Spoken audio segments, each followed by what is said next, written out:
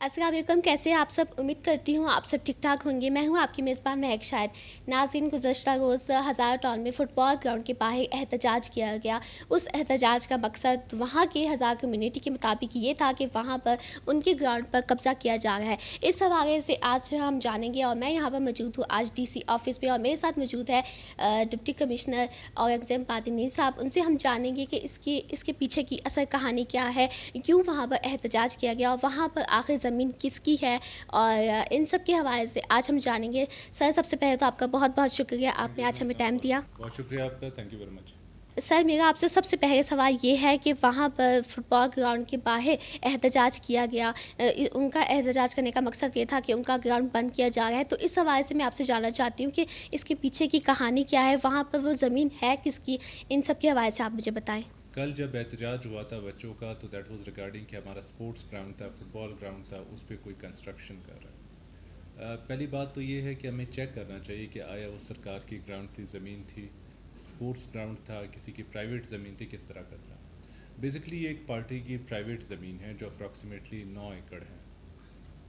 इस 9 एकड़ में उन्होंने कहा कि हमने जो है ना अपनी कंस्ट्रक्शन वगैरह करनी है, बट चूँकि ये काफ़ी अरसे से बैरन पड़ी हुई थी, खाली पड़ी हुई थी, बच्चे इसमें स्पोर्ट्स और खेल खेला करते थे। तो अब जब उन्होंने अपनी कंस्ट्रक्शन स्टार्ट कर दी तो बच्चों ने स्ट्राइक की कि हमारा ग्राउंड बंद किया जा रहा है, हालांकि वो उस कंसर्न बंदे की प्राइवेट ज़मीन है। तब हमें इस चीज़ का अंदाज़ा था कि इनकी प्राइवेट ज़मीन है, कुछ अरसे के बाद वो इस पर कंस्ट्रक्शन कर सकते हैं। तो हमने अपना प्रोसीजर स्टार्ट किया, जिसके तहत हमने कहा कि हम यहाँ पर बच्चों के लिए फ़ुटबॉल ग्राउंड बनाएंगे। हमने इसमें से कंसर्नड एडजेसेंट ज़मीन और इसको मिलाकर तकरीबन 6 एकड़ पे जो है ना अपना स्पोर्ट्स का सारा जो फुटबॉल स्टेडियम है वो प्लान किया हुआ है। उसमें कुछ ज़मीन इन प्राइवेट इंडिविजुअल की भी आ रही है। तो उस सिलसिले में हमारा स्टाफ अभी इसमें अपना प्रोसीजर स्टार्ट करेगा, जिसमें ज़मीन की एक्विजिशन होगी। एक्विजिशन के बाद हम परचेज़ करेंगे। PSDP नंबर 213 में 208 मिलियन की ये स्कीम रिफ्लेक्टेड है, जिसमें एक यहाँ पे स्पोर्ट्स कम्प्लेक्स बनाया जाएगा। तो बच्चों को प्रॉब्ली शायद इस चीज़ का अंदाज़ा नहीं था, या किसी ने उनको ये बात बताई नहीं थी, वो परेशान हो गए और वो रोड पे आ गए या फुटबॉल ग्राउंड में आ गए।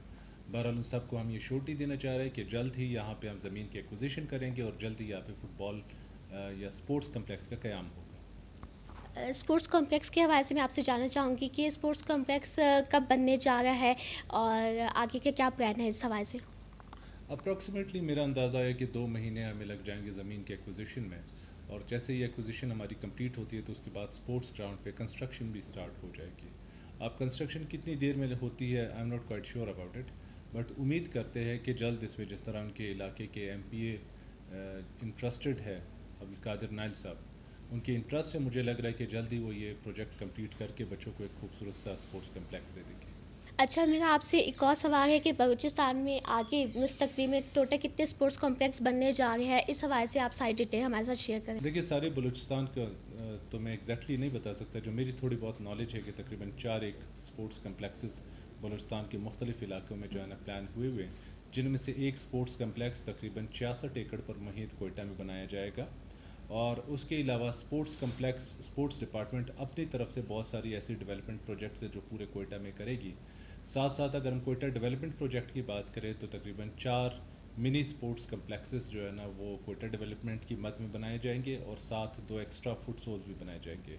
कहने का मकसद ये है कि जो प्रेजेंट गवर्नमेंट है, with in A short span of time Quetta के लोगों को बहुत अच्छे स्पोर्ट्स के ग्राउंड्स, स्पोर्ट्स के कम्प्लेक्सेस और फुट सोल्स प्रोवाइड करेगी। जी नाज़रीन, आपने पीछे की कहानी जानी कि इसके पीछे की कहानी असल में क्या थी जहाँ पर एहतजाज किया गया। एहतजाज उनका भी अपनी जगह पे ठीक था, उनको लगा कि हमारा ग्राउंड बंद हो रहा है, लेकिन ऐसा नहीं है। आगे जाकर वहाँ पर एक नया स्पोर्ट्स कॉम्प्लेक्स बनने के जा रहा है। सर, मैं आपकी बहुत ज़्यादा शुक्रगुजार हूँ, आपने टाइम दिया, और इसी के साथ मैं इजाज़त चाहूँगी। मिलते हैं एक नए दिन एक नए इंटरव्यू के साथ। अपना ख्याल रखिएगा। अल्लाह हाफ़िज़।